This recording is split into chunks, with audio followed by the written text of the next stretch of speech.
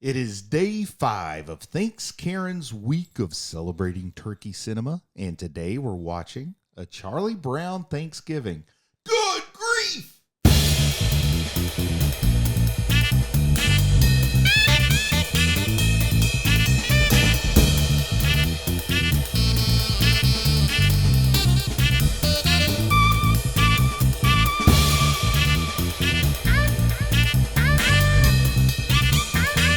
We're talking about a Charlie Brown Thanksgiving from the year 1973, directed by Bill Melendez and Phil Roman.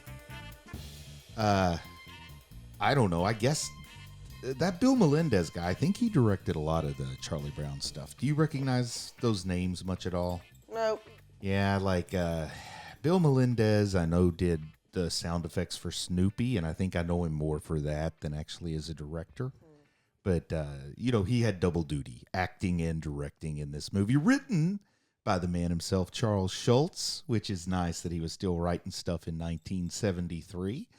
And it is starring the Peanuts. Is that a good way to say the cast of this? The Peanut Gang. Yeah, the Peanuts, because, the voice actors, you probably don't know them as anything other than the Peanuts, but, baby girl, when you're a peanut, you don't need nothing else. Yeah.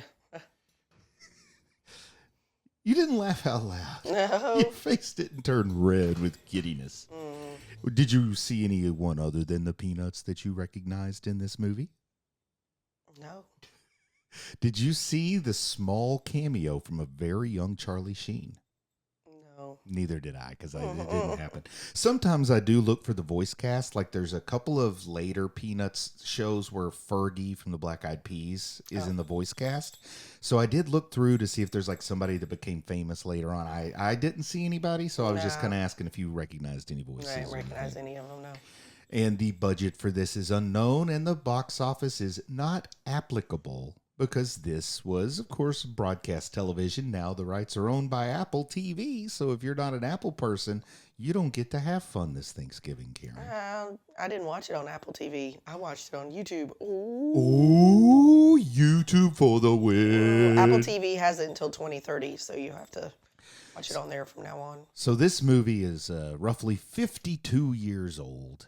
And it's the Peanuts, which means they're not really... This isn't M. Night Shyamalan. The Peanuts aren't really built on twist endings and plot surprises and stuff like that. So I'm not sure how applicable a spoiler warning is for the 1973 holiday classic, A Charlie Brown Thanksgiving.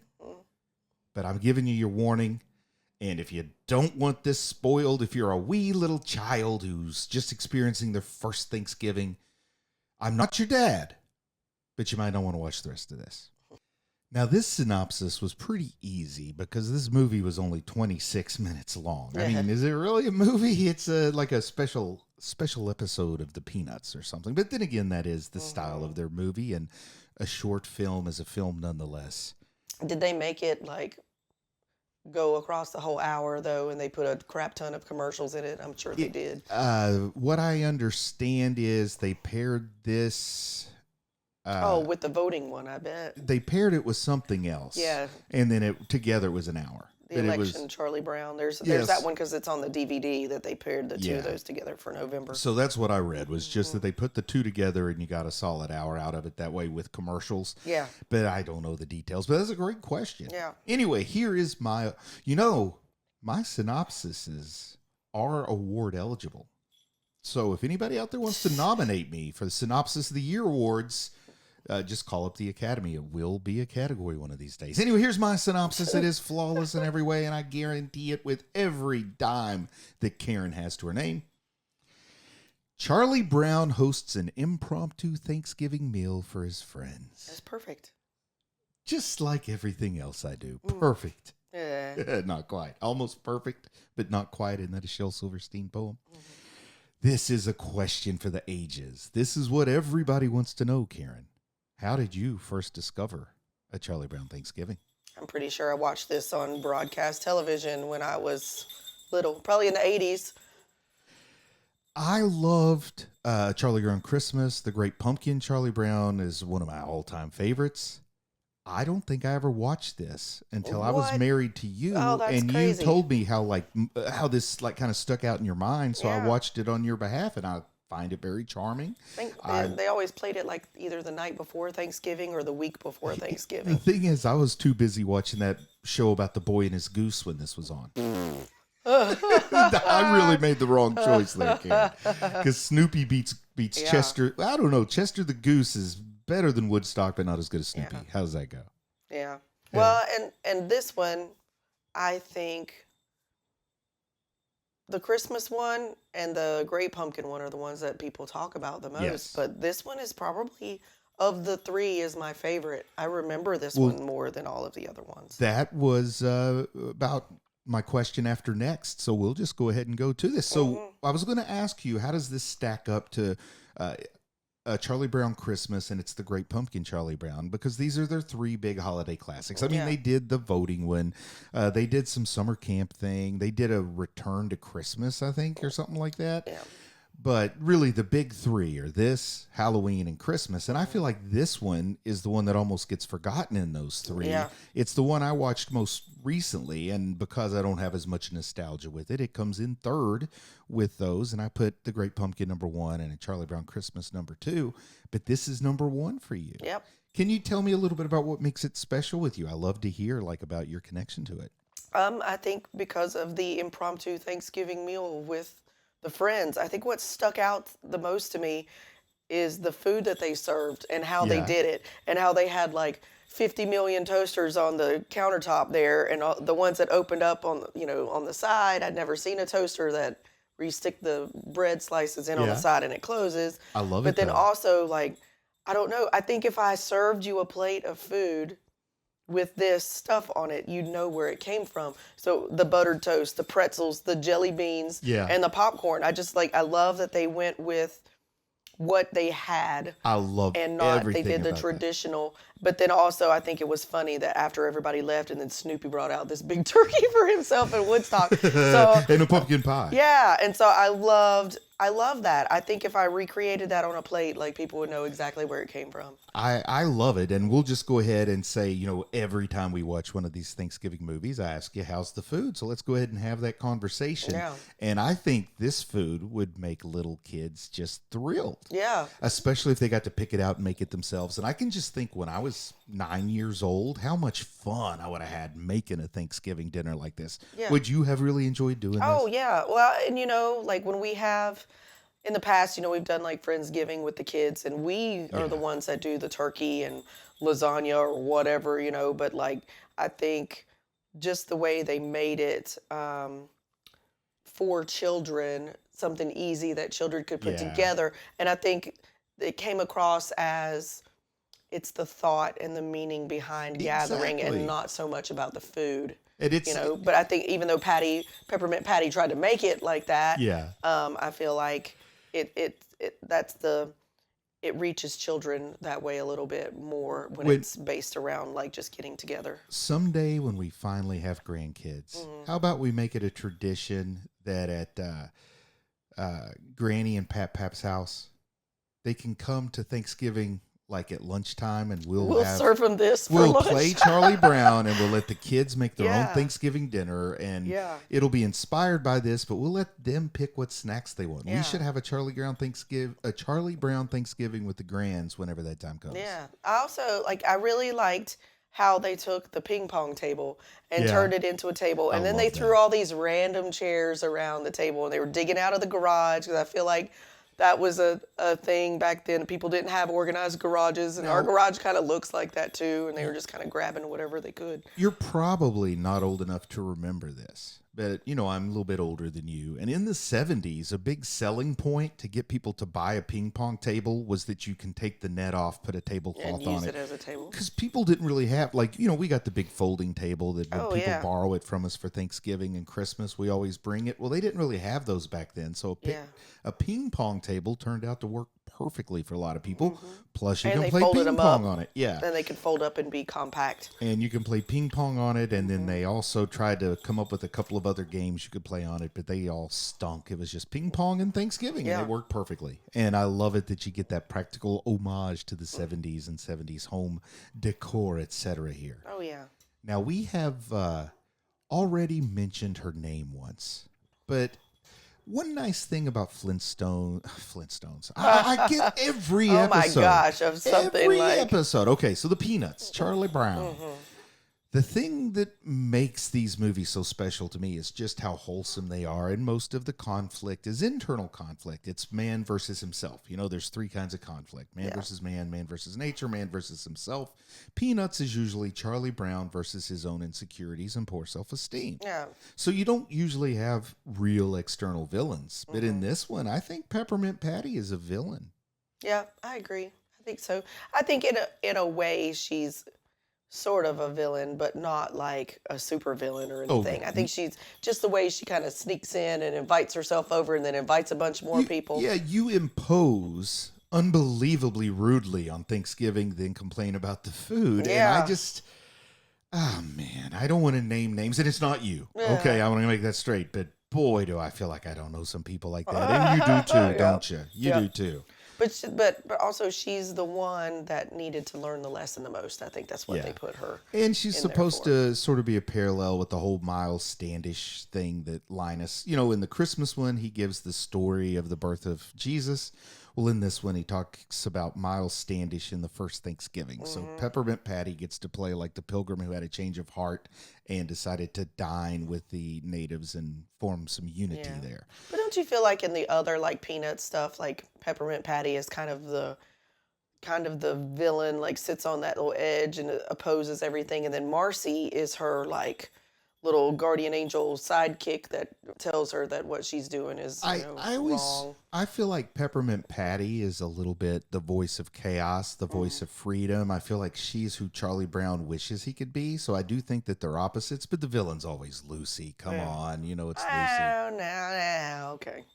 You can't disagree with Lucy. Yeah. Lucy not in this one much other than the cold opening, is she?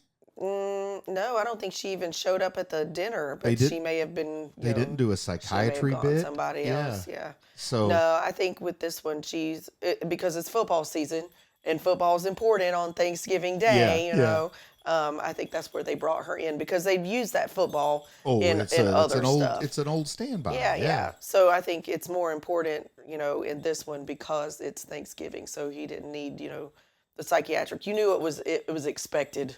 Now, at the end there, where Peppermint Patty has her change of heart, and just like the Grinch, her heart grows 3 sizes that day, etc. And then she comes in, and I feel like she's flirting with Charlie Brown a little bit. Now, is Peppermint Patty sweet on Chuck at the end of this movie? She's sweet on him on all of them. She always calls him Chuck, and it's like, Okay, here I know she always calls him Chuck, and I really think they'd be good for each other because he needs somebody to loosen him up. No. I always just assumed her and Marcy were a couple, and I'm not No. lying. no, I mean, she's just a tomboy. She plays baseball. She's the best baseball player in the whole town, or something like that. yeah, she plays softball. She wears Birkenstocks. She's got that sort of boyish haircut. I just thought she was the gay character. I didn't know.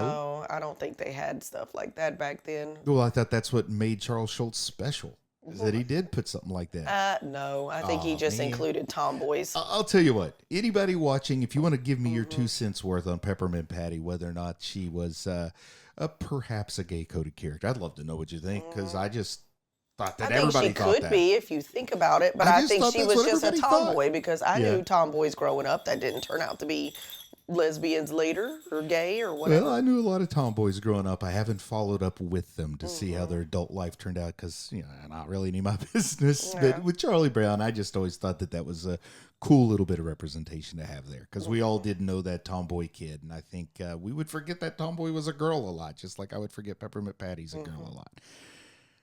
So what would you say about the laughs in this movie? Did Snoopy's usually the source of the comedy, and the others are actually more heartfelt and more sweet? You don't get a whole lot of jokes with the other characters. Did Snoopy make you laugh in this one, or did Oh anything yeah, else? yeah, he definitely did. There's one scene that reminded me of if Snoopy could be replaced by a human, it would be you. Because when he was fighting with the chair, all I thought about was Whoopsie. chair. Who? You. Oh, I'm Bruce? sorry, Bruce. Sorry. I'm gonna have to scratch that one out. Bleep that one out. I thought it was Bruce fighting with the chair.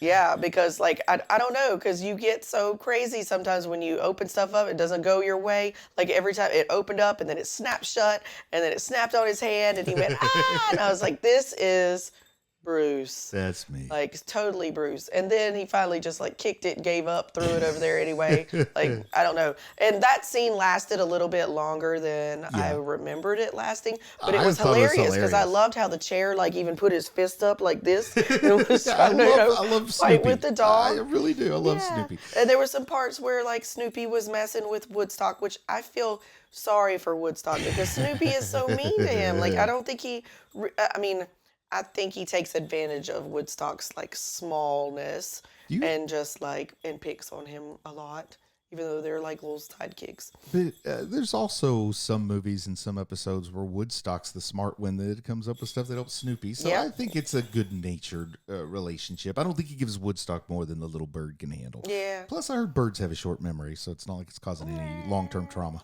I like the part at the end though when they pulled the wishbone. Oh, and that was great. And then Woodstock is flying back and he's got this like, yeah, I got the bigger part. You know, he just had this look on his face. Just think that would kind of be like you and I pulling on a human's clavicle bones to see who got the bigger piece. Because Woodstock is a bird. I didn't even think about that. Yeah. So, I've got an idea for a new funeral tradition in our family. No. Oh, okay. So the next question that we usually move along with, and it's a very easy one because it's right in the title, but what's the Thanksgiving tie here? I think there's a few Thanksgiving ties. Yeah, I think the Thanksgiving tie is like enjoying your friends. Your friends can be family even though they're not blood. I'm going to blow your mind with something. And I don't know. I'm just speculating here. This might be the first ever documented Friendsgiving. And I think that's kind of a cool idea. Yeah. And then another Thanksgiving tie is they all go to grandma's house at the end, which is what everybody does for Thanksgiving. Yep. And this is showing us, like, what do the kids do on that day off from school before it's time for dinner? Yeah.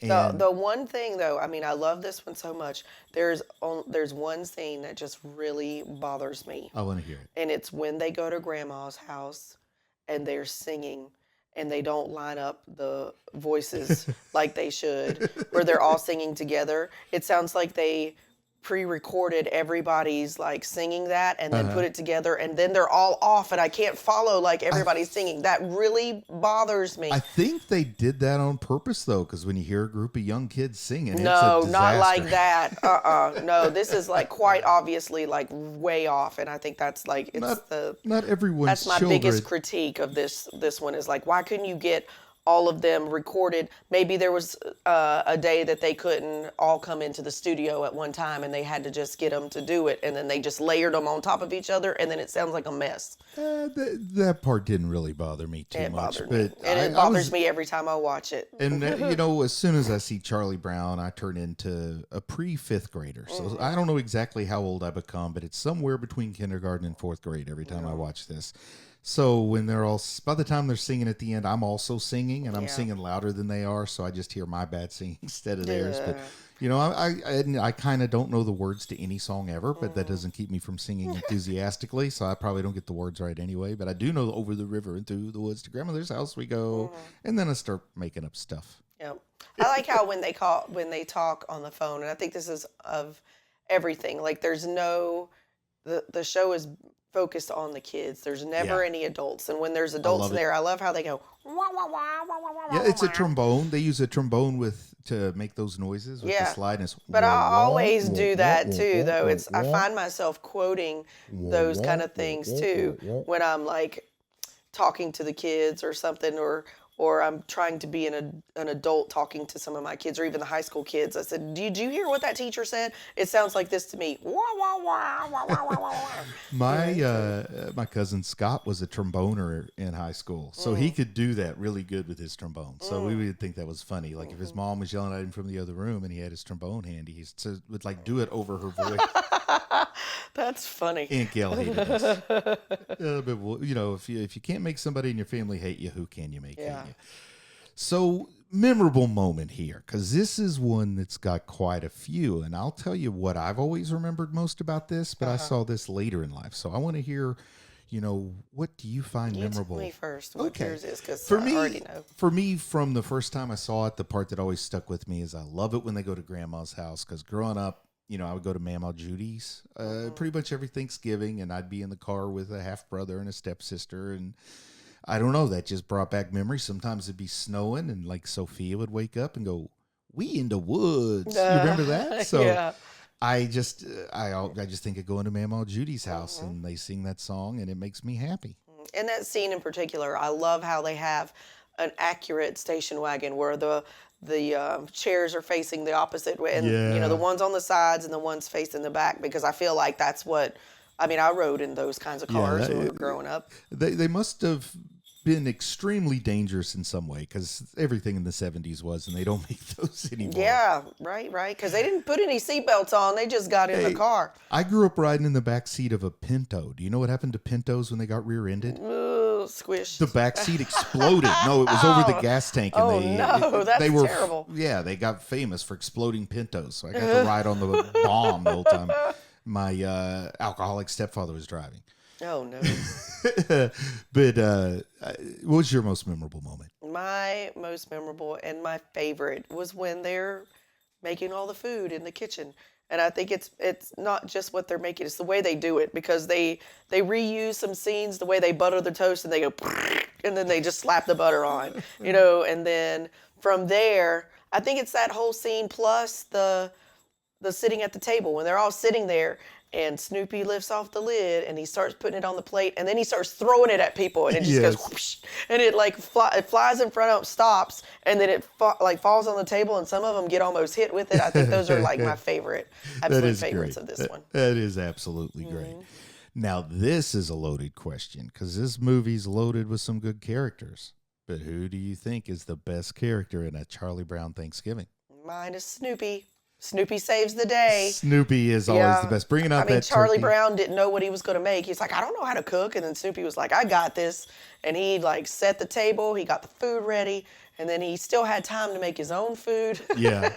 And you know what? If I had to pick a second place, I'm going to pick Woodstock, because he was with Snoopy every bit of the way. Yeah. Behind every Snoopy is a strong, strong Woodstock. Yeah.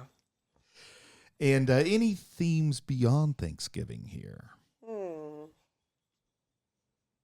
I think really, no, I mean, maybe thankful for friendship. I think all you know what I the- mean? But it's also like being thankful for friendship. Right. But like Thanksgiving is not just about the food like we've talked about. It's about just getting together with your family, not just family, but also with friends. And I would say that the whole Peppermint Patty, Miles Standish parallel thing is a little bit of saying to kids, it's never too late to do the right thing. Like, just because you were wrong up until this point doesn't mean you can't admit you were wrong and be right. Because sometimes people are like, well, I've been wrong this long, I might as well stick with it. But this is kind of telling you, no, it's never too late to do the right thing. I like that. Yeah. So, as far as Thanksgiving spirit, what is your thanks grade, as if it were a school report card grade? This one is an A plus plus plus plus plus plus. You don't get no more Thanksgiving than a Thanksgiving, Charlie Brown Thanksgiving. yeah. I'm with you. I couldn't picture anything getting an A plus if this doesn't get an A plus. Yeah.